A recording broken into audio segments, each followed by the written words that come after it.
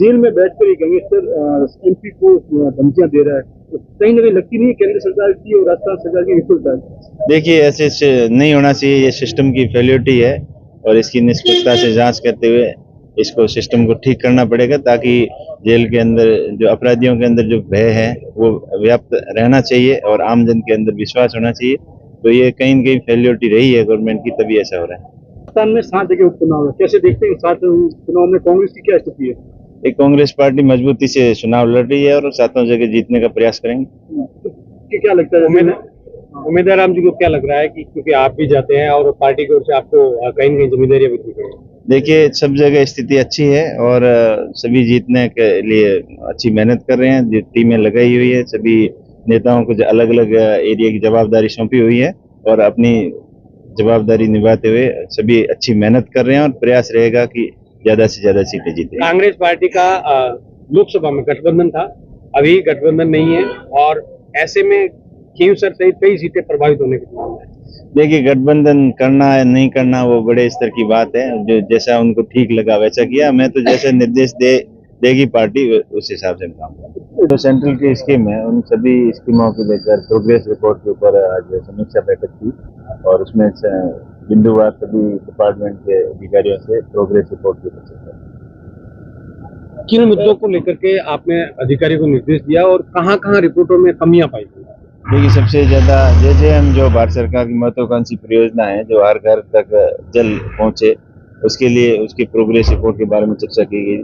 तो उसमें बहुत सारा अनियमितताओं की शिकायत आ रही थी पिछले दिनों से और हर घर तक नल तो लगे हैं और कई जगह लग रहे हैं और कई जगह 100% काम पूर्ण बता दिए, लेकिन पानी घर तक पहुंचना अभी तक असंभव सा लग रहा है। तो उसके बारे में डिटेल में निर्देश दिए गए कि कैसे भी हो पानी घर तक पहुंचे और जो पैसे खर्च हो रहे हैं उसका पूर्ण रूप से सदुपयोग हो। उसके साथ विद्युत विभाग की बहुत ज्यादा अनियमितताएं हैं। जो सेंट्रल की स्कीम है उसके तहत बिजली जो डिस्ट्रीब्यूशन सिस्टम और जो सिस्टम अपग्रेडेशन है, जिसमें लोड कैपेसिटी बढ़ाना, नेजीएसएस जो स्वीकृत हुए हैं उसकी क्या प्रोग्रेस है, उन सभी विषयों को लेकर विस्तृत चर्चा है। तो क्या निर्देशित भी किया गया, किसी अधिकारी को कोई नोटिस भी जारी करवाए गए?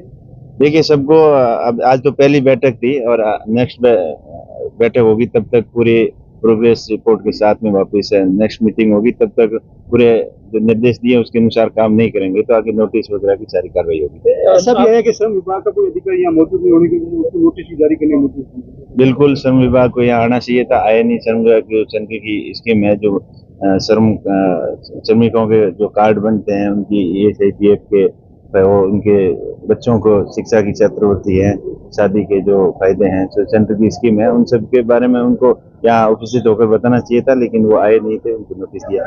सर, बीते दिनों आपने बाड़मेर नगर परिषद में इंदिरा रसोई मामले में करोड़ों रुपए गबन की शिकायत की थी, उसकी जांच का अभी जिला कलेक्टर ने दिया। साथ ही 2020 के बाद पट्टों की जांच है, उससे भी आपने उस पर सवाल खड़े किए थे। क्या ये पूरा मामला है और अब इस मामले को लेकर क्या जिला कलेक्टर की जांच रिपोर्ट आई आपके पास? देखिए, अभी जांच चल रही है। जिला कलेक्टर साहब को ये पत्र लिख के इस संपूर्ण मामले की निष्पक्ष जांच करने के निर्देश दिए थे और जांच चल रही है। आशा करते हैं कि जल्दी रिपोर्ट आएगी। क्या सर मसले बताएंगे? जो पट्टों के अंदर अनियमितताएं थी, एक जगह पे 2-2, 3-3 लोगों को पट्टे दे दिए, कहाँ जगह कम है और ज्यादा के पट्टे दे दिए, कहीं पे ज्यादा है कम के पट्टे दिए और एक आदमी को 2-2, 3 एक ही लोकेशन पे 2-2, 3-3 पट्टे जारी कर दिए। कुछ सरकारी जमीनें थी उसके ऊपर अवैध रूप से पट्टे दे दिए थे। ऐसी बहुत सारी शिकायतें आई थी, इसलिए उसको निष्पक्ष जांच कराने के लिए आदेश दिए और कलेक्टर साहब ने कमेटी गठित करके जांच कमेटी गठित कर दी है और उसकी जांच चल रही है। सर, लगातार आपका ही बोर्ड है सर, करोड़ों का गबन की जो बात सामने आई है वो क्या शिकायत है? उसकी इंदिरा रसोई मामले में जो नगर परिषद में करोड़ों की गबन की बात आपने शिकायत की है, ये क्या मामला है? देखिए, इंदिरा रसोई में जो मटेरियल सप्लाई हुई थी वो उसके अंदर अनियमितताएं आई थी और कुछ सामने आया था कि मोटरसाइकिल के नंबर पे भी बिल उठा लिए गए थे। इन सभी समस्या जो शिकायत आई थी उनकी निष्पक्ष जांच के आदेश दिए हैं और जांच चल रही है।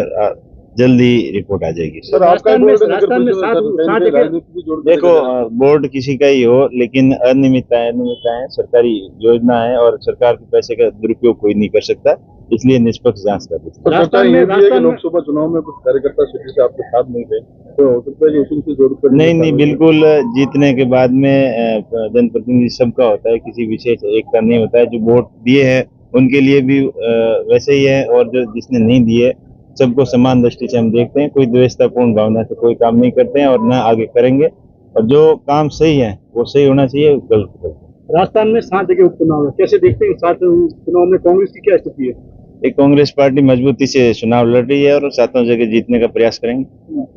कि क्या लगता है उम्मीदवार राम जी को क्या लग रहा है कि क्योंकि आप भी जाते हैं और पार्टी की ओर से आपको कहीं न कहीं जिम्मेदारियां भी दी गई हैं? देखिए, सब जगह स्थिति अच्छी है और सभी जीतने के लिए अच्छी मेहनत कर रहे हैं। जो टीमें लगाई हुई है, सभी नेताओं को अलग अलग एरिया की जवाबदारी सौंपी हुई है और अपनी जवाबदारी निभाते हुए सभी अच्छी मेहनत कर रहे हैं और प्रयास रहेगा कि ज्यादा से ज्यादा सीटें जीतें। कांग्रेस पार्टी का लोकसभा में गठबंधन था, अभी गठबंधन नहीं है और ऐसे में खींवसर सहित कई सीटें प्रभावित होने के संभावना है।